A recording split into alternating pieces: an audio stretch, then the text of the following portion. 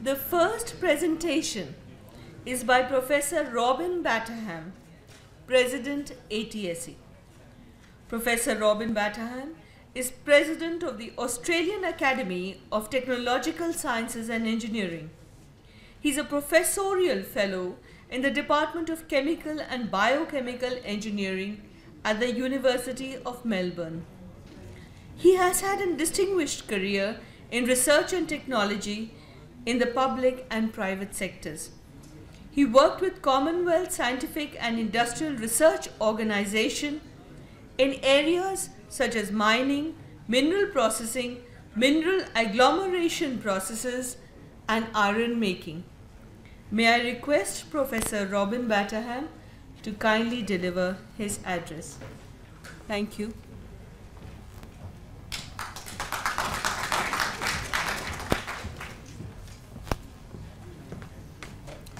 Thank you. Dr. Baldev Raj, Fellows of the Indian Academy, National Academy of Engineering, and distinguished guests all.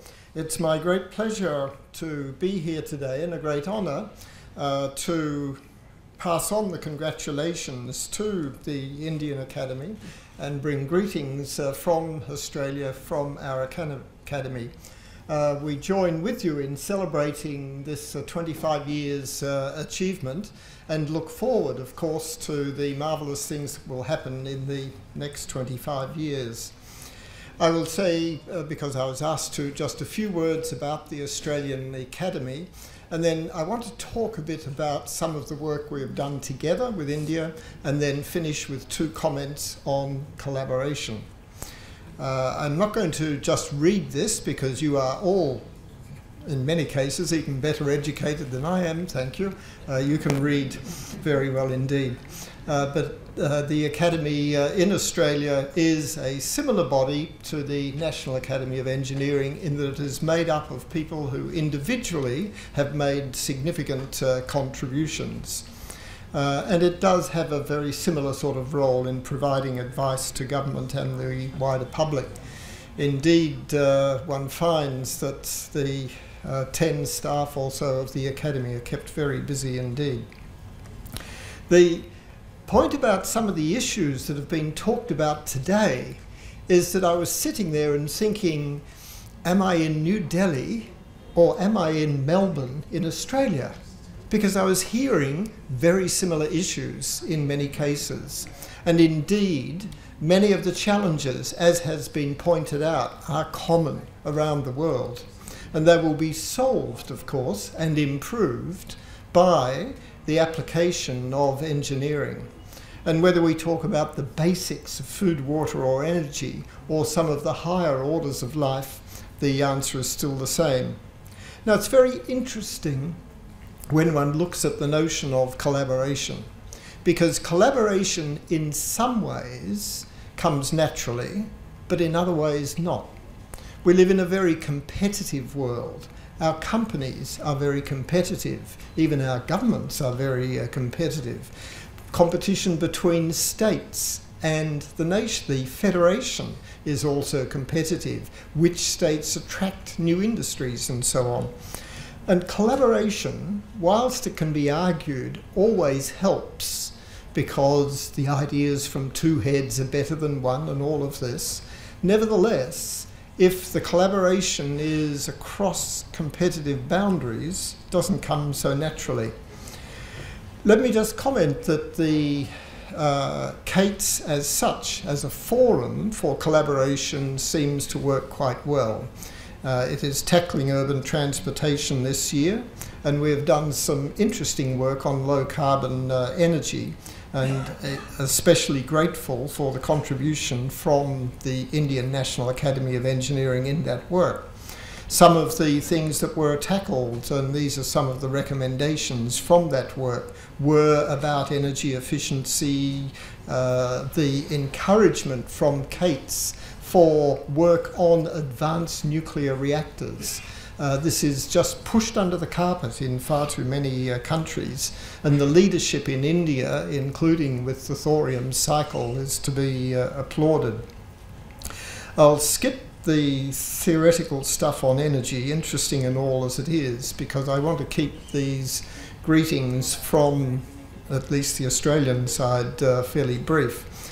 I will make one point about learning curves. Solar, both photovoltaic and solar thermal, is of particular interest to both India and Australia. We both, as nations, have plenty of sunshine. If you look at the projected costs for solar thermal in the levelized cost of electricity calculations, it is quite remarkable that this is a technology which is developing more rapidly than most other generation technologies. Now, what that says to me is that this is an area where collaboration can accelerate that even further. This becomes a pretty interesting area to be working in. Now, I will close by making two comments on collaboration. The first one is to look at this data. If you look at investment in R&D, one of the reasons that it happens is because in the long run it underpins innovation. But one of the immediate measures of quality, and we've heard a fair bit about the quality of education today and the importance of it, one of the indicators of quality, not the only one for your R&D, is what is the scientific impact. Well, these days you can measure that, or at least proxies for it. Now, this is OECD data for most countries in the world. And it is simply a plot of the scientific impact that that country has versus how much they collaborate.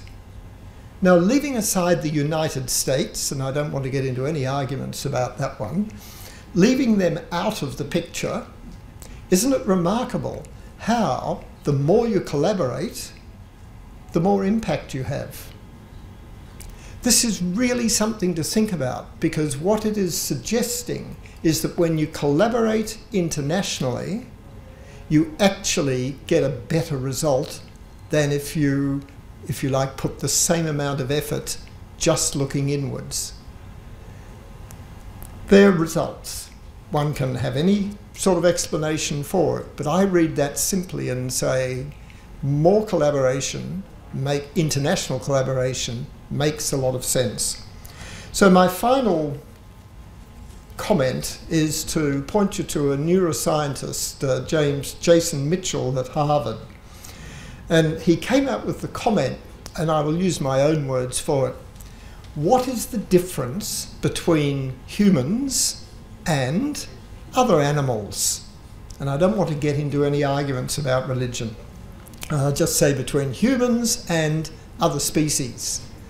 The most singular difference is that as humans, the way we've evolved is to use our mental prowess, that means our mental ability, to harness the abilities of other people's mental prowess. So if what is singular about us is that we're actually able to harness, we're actually able to collaborate.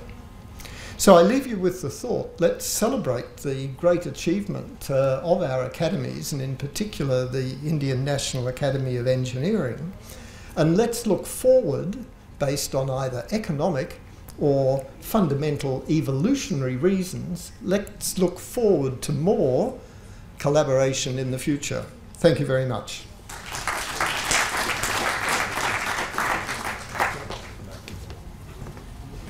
Thank you, sir.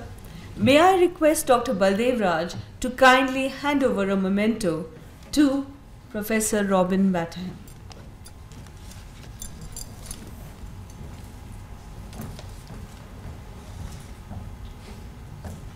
So, thank you very much. Value your wisdom and thoughts. It was a great pleasure. And great friendship which you have built across countries.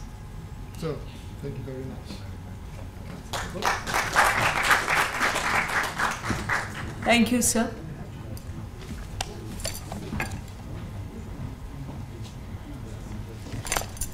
The next presentation will be by Professor Gan Yong, Vice President, Chinese Academy of Engineering.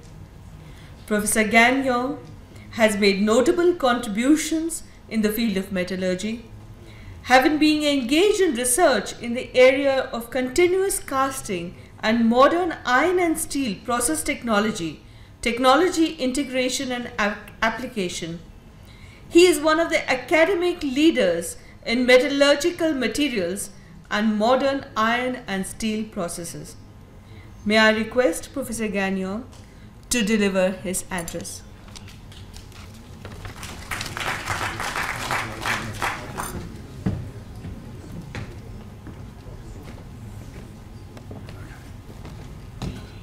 Thanks very much, Chairman. We didn't prepare PPT, so we only have a speech. Ladies and gentlemen, good afternoon. It is my great pleasure to participate in this inaugural ceremony of Silver Jubilee of the India National Academy of Engineering.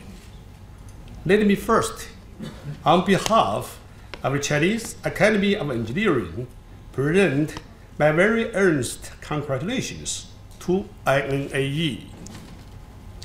India is an incredible country with a long history. Its rapid economic growth in recent years has caught the world's eyes. Over the past 25 years, INAE has dedicated to the development of advanced engineering, science, and technology. It has played an imperative role in contributing the elevation of the overall national competence in scientific and the technological capability of India. We are proud of the great achievements made by our Indian peers. INAE has been very well acknowledged not only in India, but also within CATES. Also being a CATES member, the Chinese Academy of Engineering has committed itself in promoting the development of engineering science and technology. As the topmost honorary and consulting academic organization in China, CAE has played a significant role in the country's modernization. Currently, CAE has 776 members and 41 foreign members. Hundreds of consultative studies have been undertaken based on both national and local needs in industrial, agricultural, and medical development. Among them, a large number of key development strategy studies related to energy, marine resources, water resource, environmental protection, comprehensive transportation, urban development, contemporary information, and biology. Some of them even engage in the study of construction of an integrated national technology innovation system. CAE shoulders the responsibility of providing support for decision-making on the country's key development policies. We also organize members in many ways to offer recommendations for industry and technical innovation and economic profit growth, as well as to provide guidance for industrial technical alliances in various fields. CAE has been becoming a think tank in engineering science and technology of the country. Meanwhile, Chinese Academy of Engineering attaches great importance to the interface with CATES members, aiming to contribute to strengthening engineering and technology throughout the world. CAE has held a number of academic activities with other engineering academies in Asia Pacific area and in Europe. For example, This East Asia Roundtable meeting was formulated by the academies from China, Japan, and South Korea.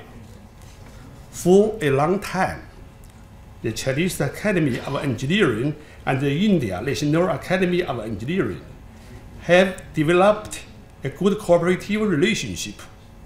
As early as 2004, INAE sent a delegation to embrace the 10-year anniversary of the establishment of the CAE. In 2005, a CAE delegation headed by Vice President Shen Guofang paid a visit to the INAE, discussing further collaboration of interests of both academies. In 2007, Professor Pan Yunhe, Executive Vice President of CAE, participated in the INAE Conference on International Engineering Education, supported by the KATES and the India Institute of Technology, Madras. In 2009, during the KATES meeting in Calgary, Canada, Memorandum of Understanding on Cooperation in Engineering and Technical Sciences between the CAE and the INAE was signed. 1 year later, in Denmark, the leaders of our two academies had a further discussion on forthcoming collaboration between the two academies. In the same year, INAE President Hui paid a visit to CAE in Beijing, exploring further on mutual cooperation. Consensus has been reached in the fields of digital library, engineering education, strategic consultation and study. Agreement has also been made on mutual support of each other's activities. Ladies and gentlemen, nowadays, scientific and technological innovation is getting more integrated with economic and social development. It is profoundly changing the model of production and the way of life of human society. Engineering science and technology are the most direct and pragmatic tool of science and technology to changing the world. It shoulders the significant task of transferring scientific knowledge into productivities, and is becoming increasingly important to support and lead the economic and social development. From the international perspectives, the developed countries are striving to maintain their leading positions in research and development through making scientific, technological, and industrial development strategies. Developing countries, especially those emerging economies, are strengthening their scientific and technological innovation competence to realize technological leap-over development in certain fields. China and India are both developing countries. We have every reason to cooperate in engineering, science, and technology for the benefits of our peoples. Last month, Chinese President Hu Jintao visited India. The leaders of the two countries have jointly announced that the year 2012 is the year of China-India friendship and cooperation. CAE has a good partnership with INAE and cherishes the favorable collaborating atmosphere. CAE wishes to further cooperate with INAE, expand cooperative realm, and deepen cooperative research, and make greater efforts for the enhancement of the friendship between the peoples of China and India. I would now like to give my best wishes to INAE to make more remarkable achievements in the future for the social and economic development of India. Congratulations again, and thank you.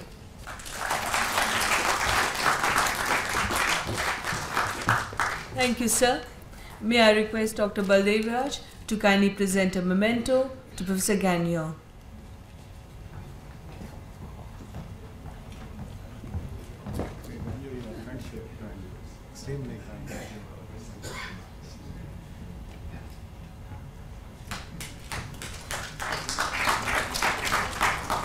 Thank you, sir. The next presentation is by Dr. Aino-Maija Harla, President, Technology Academy, Finland. Dr. Aino-Maija Harla is President, Technology Academy, Finland, which promotes Finnish scientific research that encourages both innovation and new technologies which reinforce human values and have a positive impact on the quality of human life. Ma'am, please.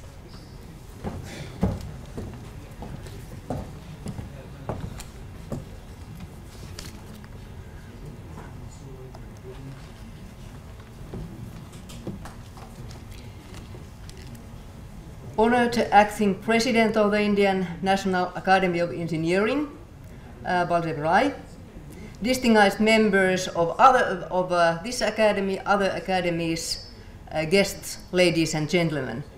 It's my great pleasure and honor to be here today with you to celebrate the 25th birthday of the Indian National Academy of Engineering. In my brief address today, I will focus on three issues.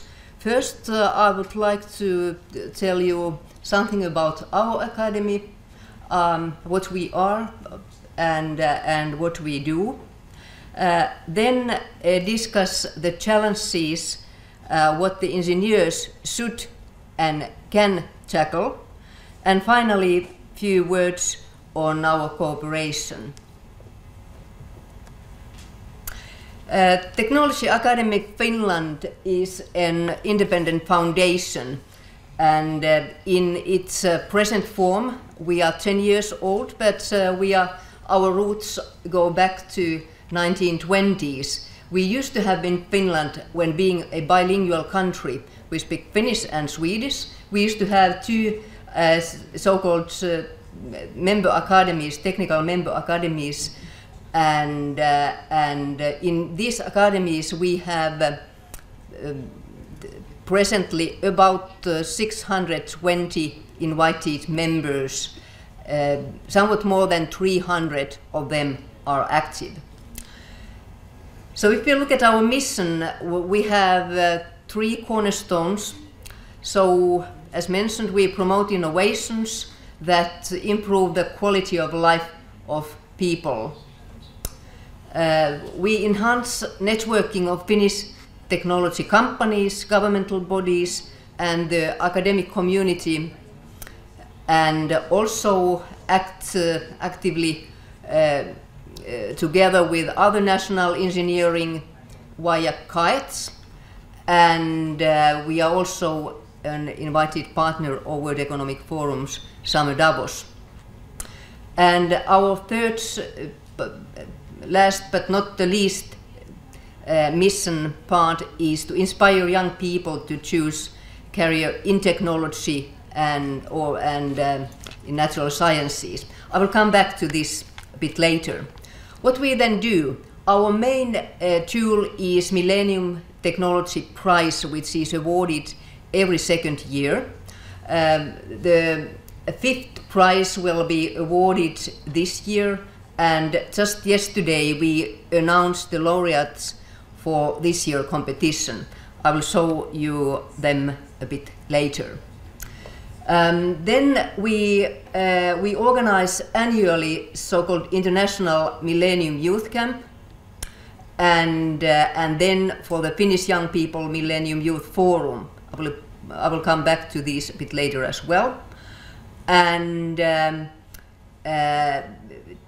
the Finnish growth enterprises and to the Finnish scientists, we award so-called Millennium Distinction Awards, which are awarded a year after the Millennium Prize and from the same scientific field. And then we organize different seminars on topical issues together with our partners and run on an average 2 so-called long-term projects from 2 to 3 years with our partners, with our members. And we have 2 ongoing projects for the time being. Another is on rebuilding the old houses and especially to make them energy efficient. And we have Nordic sister academies working with us there when having the similar conditions. And then another issue, we have another project we have just started is on the rare earth elements. We in Europe are probably the largest producing country, or we have the largest reserves and also some manufacturing based on those local reserves. This picture shows our operational mode. So we work, when being independent foundation, we work together with about 40 enterprises. All of them are Finnish for the time being, but I hope to get the international partners. We work together with all 5 technical science universities in Finland, and then work with governmental bodies, by which I mean here research institutes and Minister of Education, Minister of Trade and Commerce, Minister of Foreign Affairs. And I think our operational mode can be said to be really a private-public partnership. So we are not financed by the government at all. It's my duty to try to find money from the Finnish industry to finance our operations. However, we get the main part of this Millennium Prize money from the government, but all the operations are run by private money. We have 3 parties here in our organization. We have Industry Council and then these 2 technical member academies I briefly mentioned. Some words about this Industry Council. So in practical terms, and when listening to you and presentations here today for roughly 3 hours, I came late. I got the impression that the relations probably between academia and the companies in the country are probably not so tight as in our case. I'm not quite sure, but I got this reflection. Anyway, we have this Industry Council. Our companies are members in this council, and through the work of this council, we work with the industry, with academia and governmental bodies as well. And then come back to this Millennium Technology Prize, our main tool. It became 10 years old concept this year. It's a prize of minimum 1 million euros, and it's awarded to a technological innovation that improves the quality of life and helps find answers to the major challenges facing the mankind, and in the spirit of sustainable development.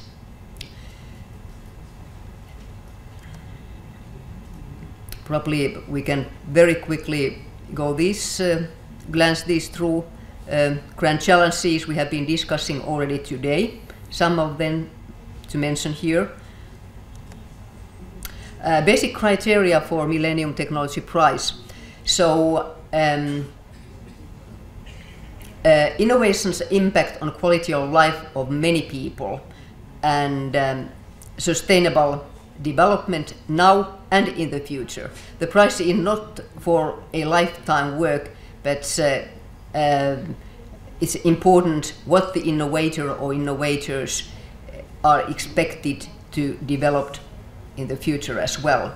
Of course, the identification of the innovators and significance of this resulting technical change. The bigger that change, the better possibilities to get the prize.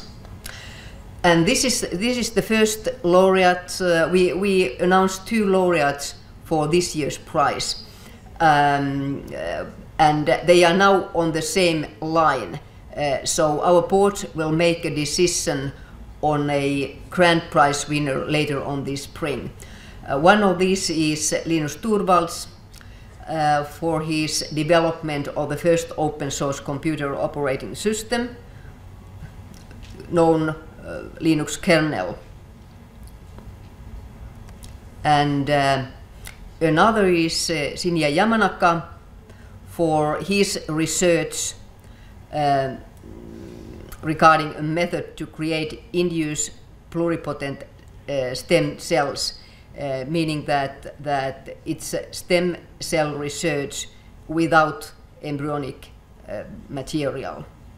So this kind of ethical approach. The first winner was Tim Berners-Lee, the innovator or developer of World Wide Web. The next one, Professor Susi Nakamura from 2006 for LED lights in practice. Professor Robert Langer from MIT for drug release systems and tissue engineering. And the latest one from 2010, Professor Michael Kretzel for solar cells. And in the previous presentations today, we heard about the importance, especially future importance of solar energy in this country. So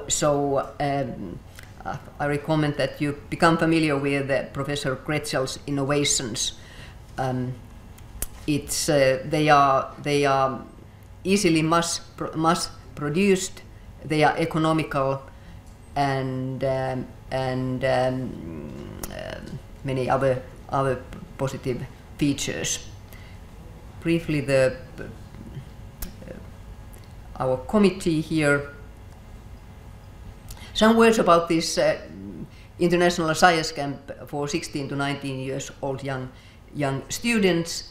So we have there 5 teams. One is about ICT and digitalization, applied mathematics, climate change, water, renewable energy sources, and natural resources.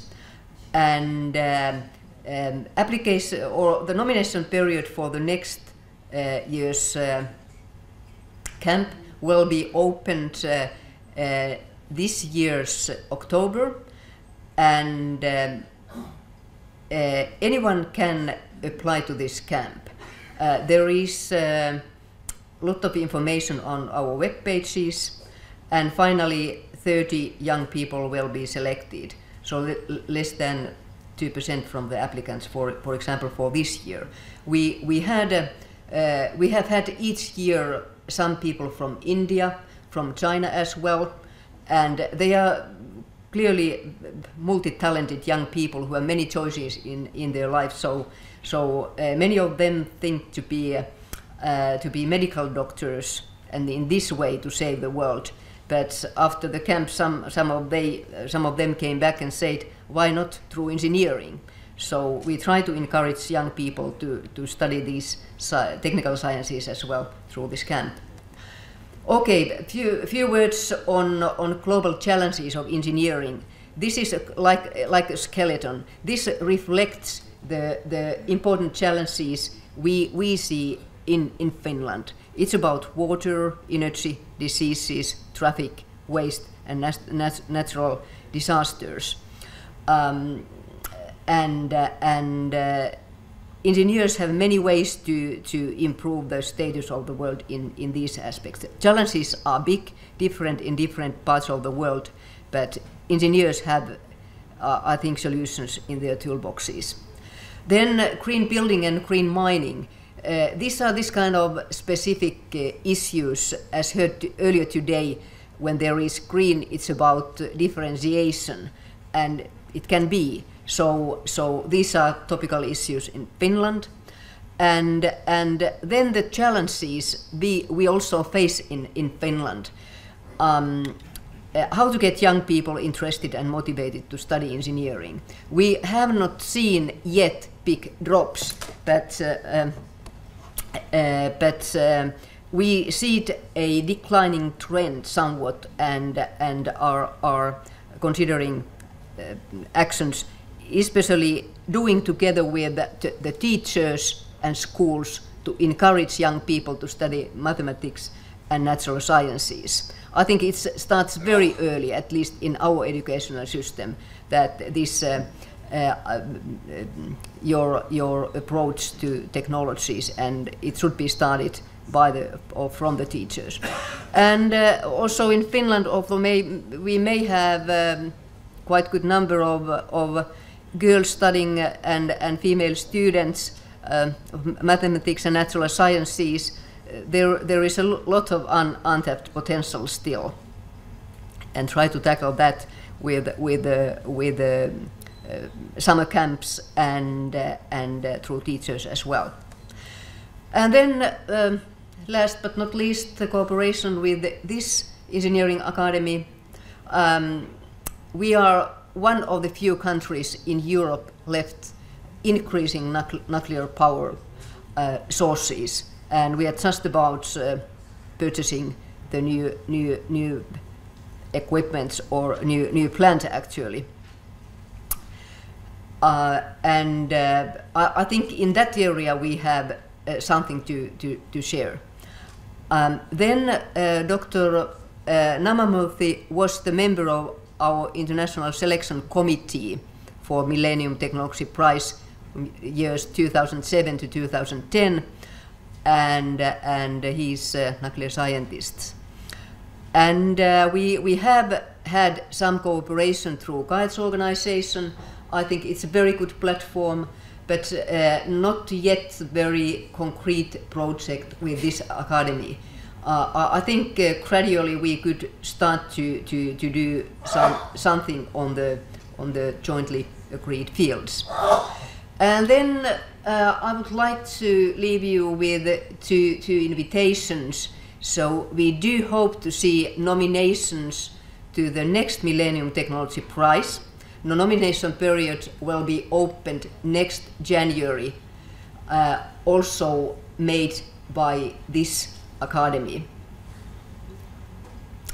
I am quite sure that you have many innovations which could be worth this prize and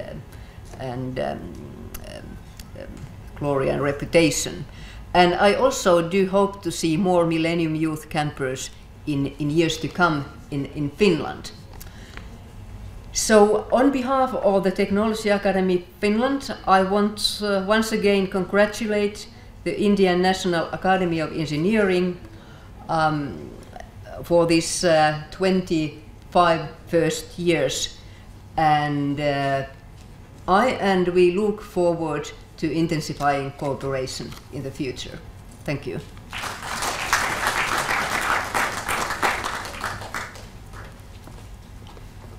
Thank you, ma'am.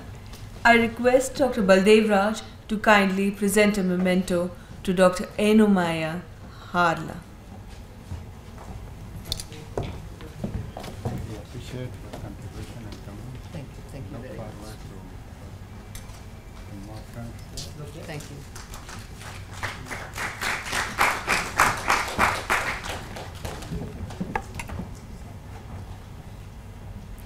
The next presentation is by Dr. Arthur Roof, Vice President and Head of Foreign Relations, Swiss Academy of Engineering Sciences, SATW. He is founder of the engineering and consulting company 4P and Partners. May I request Dr. Arthur Roof to kindly deliver his address.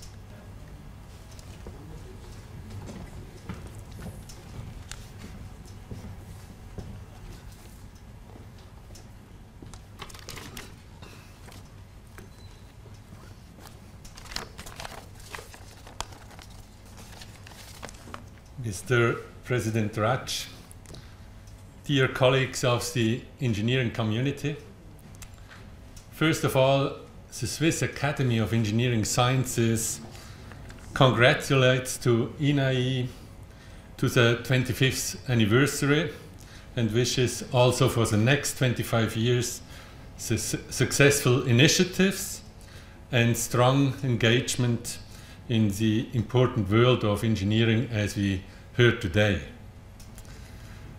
The Swiss Academy of Engineering Sciences is proud to be part of this celebration and thanks INAE for the privilege to attend this ceremony. At this point, I think it's worthwhile to mention the perfect organization of today's ceremony. Thank you very much. Being part of the engineering academies is an essential precondition for the exchange of knowledge and experience, but in my opinion, it is not sufficient. Successful cooperation is finally based on the interaction of engaged people. We are very happy to interact with different members of your academy. Let me look back exemplary to one specific person. From 1974 to 87, the Indo-Swiss collaboration in biotechnology, ISCB, was built up and still exists. Key persons were at that time the late Professor Kuntula Jayaraman, a good friend of mine, and Professor Armin Fichter from the ETH in Zurich, who was a fellow of our academy. Focus was put at that time on biopesticides. The close cooperation between the two scientists and the two academies was path-breaking in different ways. Even at that time, they realized that not only invention matters, both wanted to turn lab results into commercial range, today known as innovation. This capitalization of R&D, findings with adequate processes, was successfully demonstrated for the removal of tannins of the leather industries, but also in the production of biopesticides in a bioengineering way. That was, by the way, also the focus of Armin Fichter's work, who spent considerable effort in the development of bioreactors, and both of them were the founder or inventors of the famous Torus bioreactor, which is still in operation in different labs.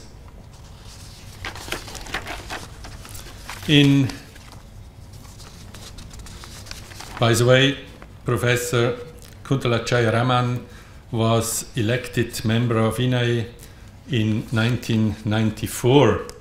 We took the occasion in 1999 to promote Professor Kuntula Jayaraman as a corresponding fellow of SITW. This distinction intensified the links between KJ, that is the short form of Kuntula Jayaraman, and SITW again. This focus was on the role of process engineering in biotechnology, and in the context of her work at VIT in Vellore, where she was Dean of the School of Biotechnology and Chemical Engineering. We thank INAE and KJ for the fruitful cooperation.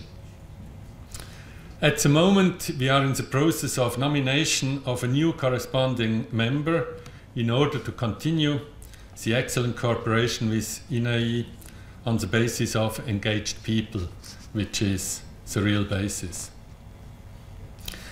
The Swiss Academy of Engineering Sciences and I wish INAE an effective and efficient future, and we are proud to be in close cooperation with you also in the future. Thank you very much.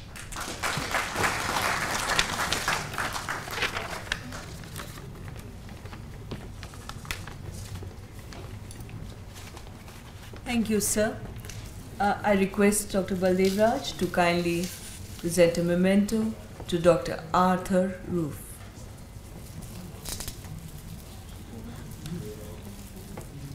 Thank you very much for your cooperation and coming especially at the occasion. Thank you very much.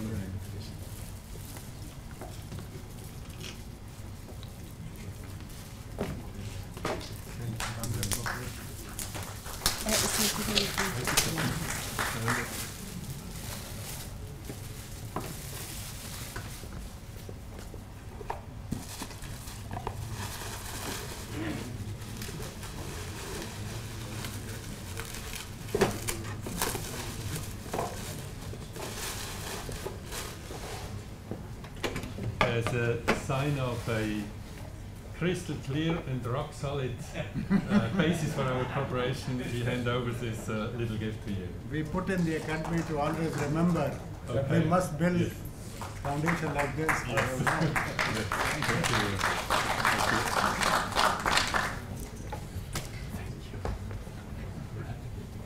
Thank you, sir.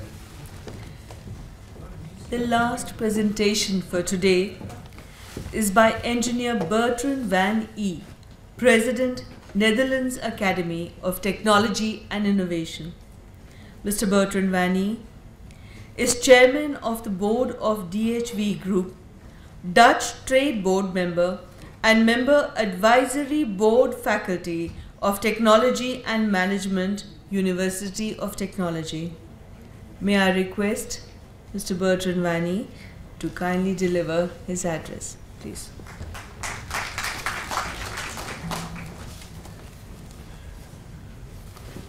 You got it?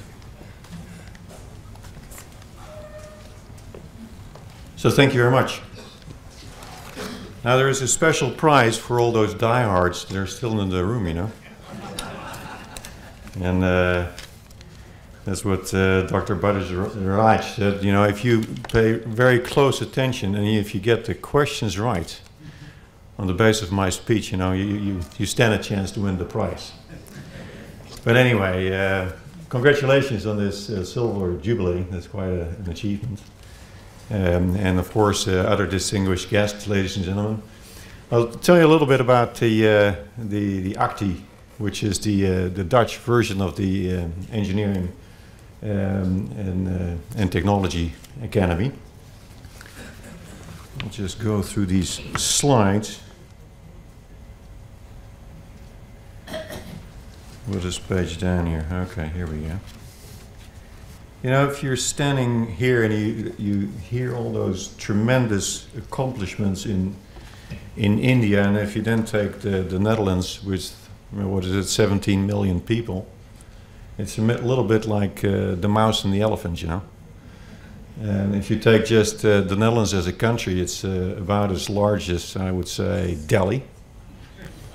And if you just take the country, you know, it's so flat that if you would stand up on a chair, you can see the whole country. And the other thing is that half of the country is below sea level. So the Dutch already way back when figured out, let's build dikes. But then also said, you know, we need to be very healthy and strong. So that's why the Dutch people are so tall. Because in case those dikes break through, we can still breathe. That's all going to be in the test, by the way, yeah? So what you can see on this is the Academy was founded in '86, so it's about the same age as the Indian Academy of Engineering.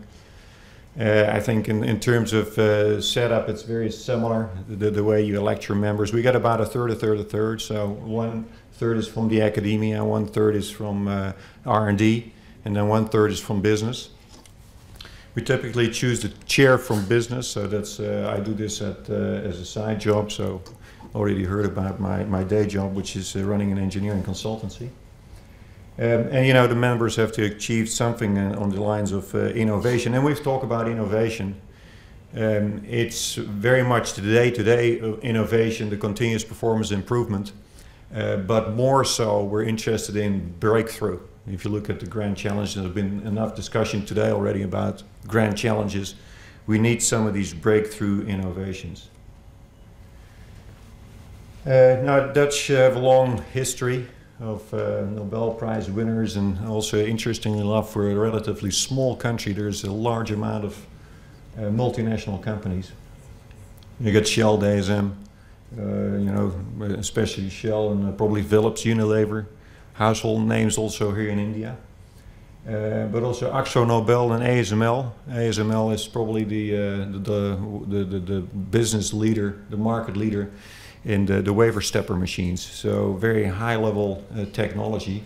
And that's in the area around Eindhoven. And Eindhoven is been elected as one of the most innovative communities last year. A prize that was bestowed to Silicon Valley years ago. So it tells you a little bit about clustering the different industries, universities, technology institutes. That's really what you need to drive technology at a much higher level. It's interesting, it says here all 12, and it tells you the size of the country. It's not that big. 12 technical universities, but they all rank in the top 200. So it tells you the level of education and also the level of ambition that we have within the country. The ambition of the country is to be with the top 5 innovation economies of the world. Currently we're at number 7, so you know we're getting there. And we have a very active international agenda. It's you know, the Dutch have been known for their trade, so that we typically go out.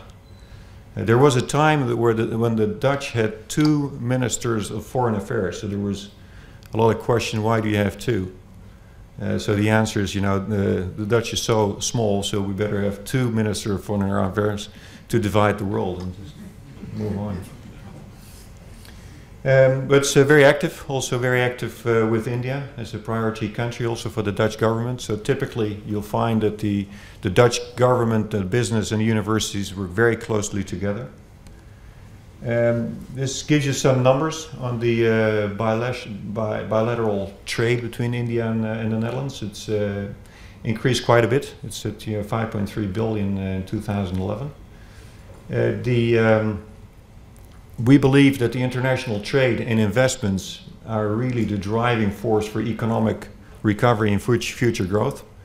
You know, with the current slowdown in Europe and some of the euro crisis, that's really affecting the whole world. So we need to get the international trade and the collaboration that was alluded to earlier. We need to get that going. And there's some examples of the Dutch export to India and then the India export to the Netherlands. And interestingly enough, it's, although there is a euro crisis, Dutch are investing all over the place. For a long time, we've been the largest investor in the United States, and you know, if these numbers are right, it's the top 5 largest foreign investor in India. So it tells you a little bit what we're out to do.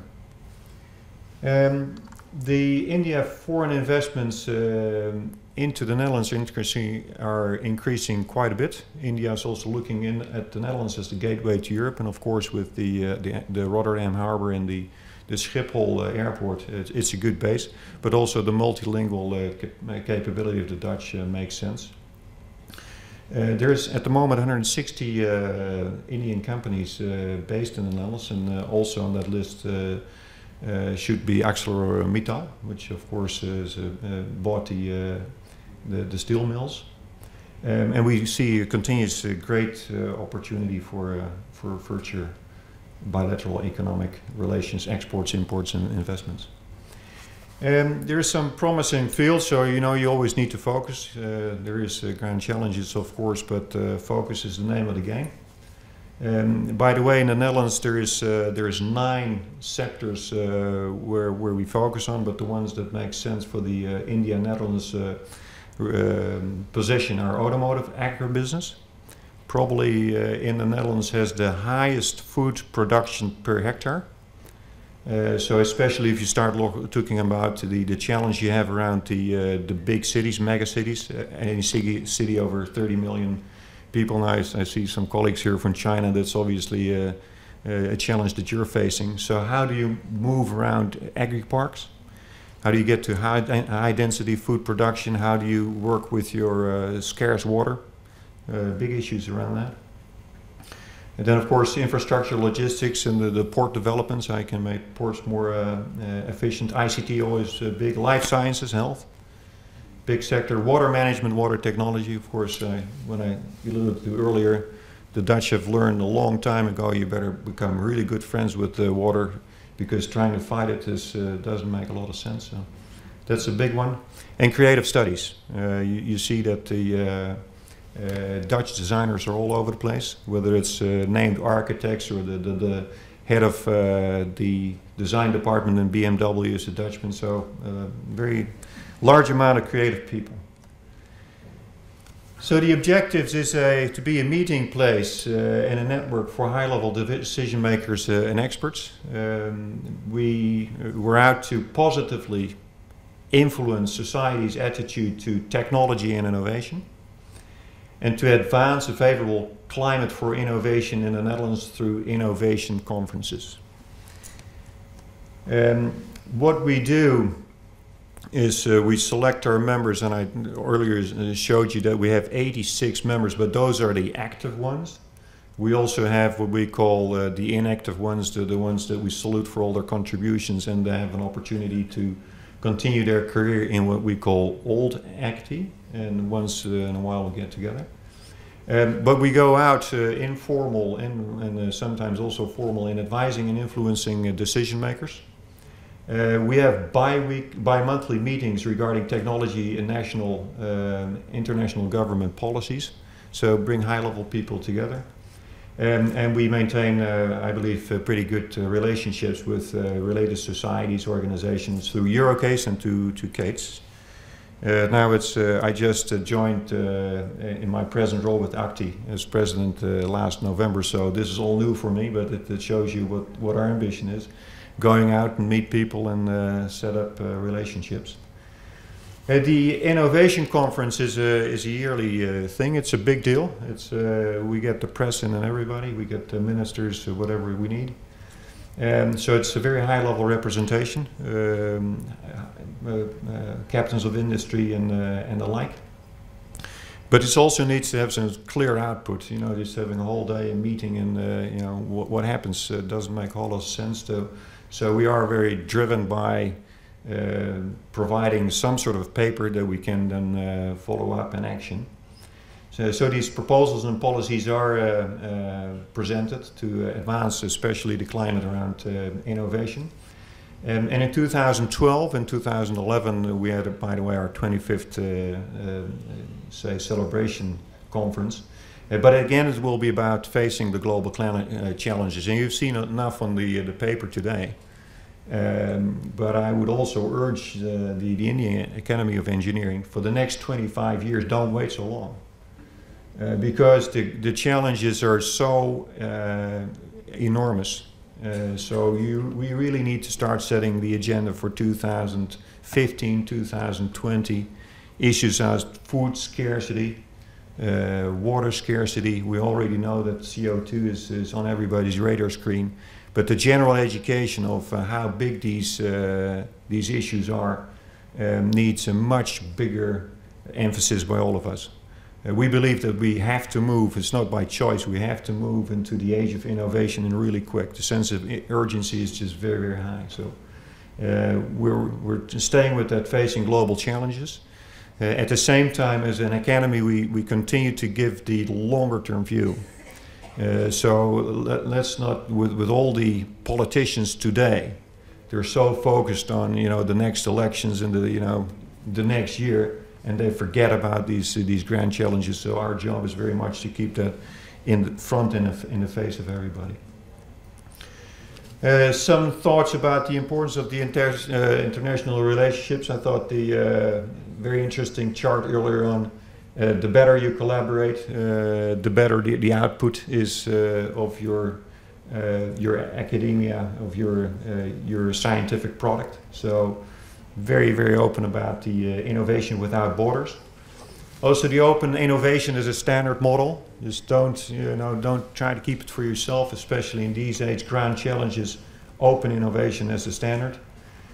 Global collaboration is absolutely essential, and it's, I certainly hope that through CATES, on conferences like this, we can get more of the members together to also exchange thoughts.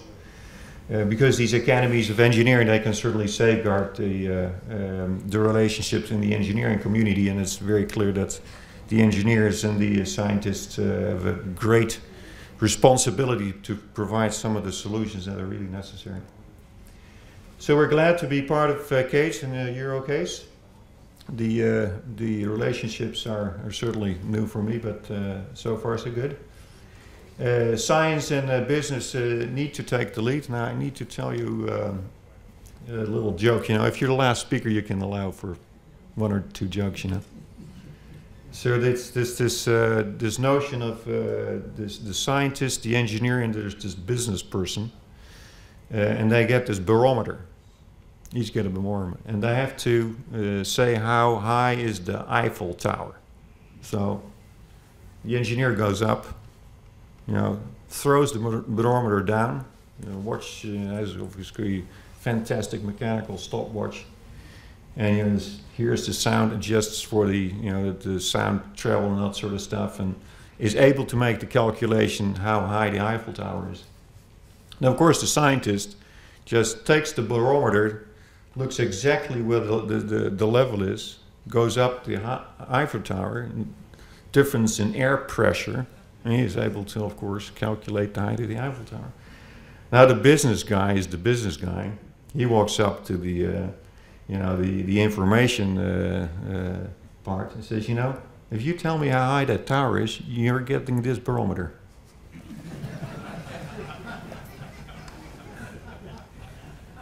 Yeah, think about that one. Yeah? So international relationships, and you know, having the ability to crack a good joke once in a while, that's certainly necessary to face the global challenges. I tell you that one, because if we can't have fun anymore, you know, might be. And you know, I guess that brings me right to the end of the presentation. Thank you very much, and I must say it's been a full day.